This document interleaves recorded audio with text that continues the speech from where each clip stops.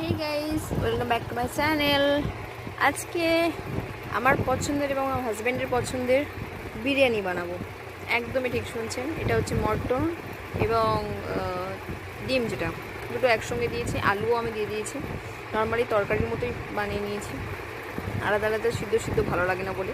তো এটা অনেকক্ষণ টাইম লেগেছে। মটন বিরিয়ানি জানেন, অনেক সময় মটন সিদ্ধ হতে অনেক টাইম লাগে।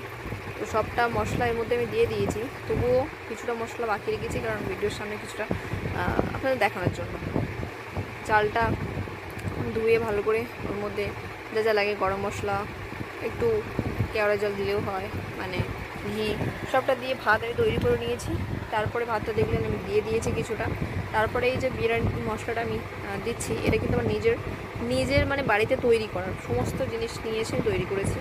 তারপরে বেশ কিছুটা আবারও ভাত দিচ্ছি। এর মধ্যে এখনও মশলাগুলো রয়ে গিয়েছে, তেজপাতা, গরম মশলা, ও হ্যাঁ, এর মধ্যে আমি লঙ্কাও দিয়েছিলাম আর একটু ধনেপাতাও দিয়েছিলাম।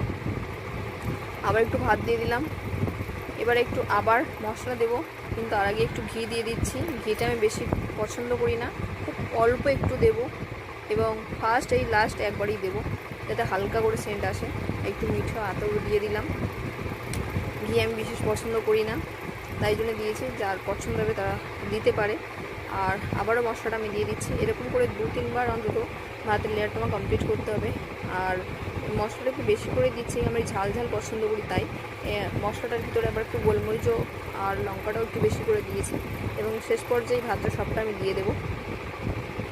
দেখতে পাচ্ছেন মশলা দুবার মশলা পরপর দিয়েছি, মানে ভাতের লেয়ার দুবার করেছি। আর একদম শেষ পর্যায়ে তরকারি আপনি দেখেছেন যেটা দেওয়া হয়েছে। তো একটু সময় লাগবে, যেহেতু মানে তরকারিটা পুরো রেডি করে নিয়েছি, গ্রেভিটা একদম পুরো রেডি করা, তো বেশি সময় লাগবে না। আর যদি মটন ঠিকঠাক করে কষানো না হয় না, তাহলে অনেক সময় লাগে।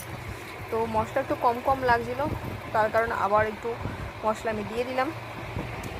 এবার কিন্তু রেডি হয়ে গিয়েছে। হ্যাঁ হ্যাঁ, মাঝখানে আমার বলে রাখা উচিত যে সেটা হচ্ছে যে কেওড়া জল আর গোলাপ জল কিন্তু আমি আগেই দিয়েছিলাম। তো আর ভিডিওর মানে বিরিয়ানির একটা গোপন রহস্য থাকে, এটা হচ্ছে মাঝখানেটা চেক করে নিতে হয়। মাঝখানটা এই মধ্যে দিয়ে আমি ছিদ্র করে দিলাম এই কারণে, যাতে পাঁচফোড়া উপরে সমানভাবে আসতে পারে, তার জন্য। এটা পার্ট 1 ছিল, পরবর্তী ভিডিওতে নিয়ে আসবো বিরিয়ানি কেমন হয়েছিল।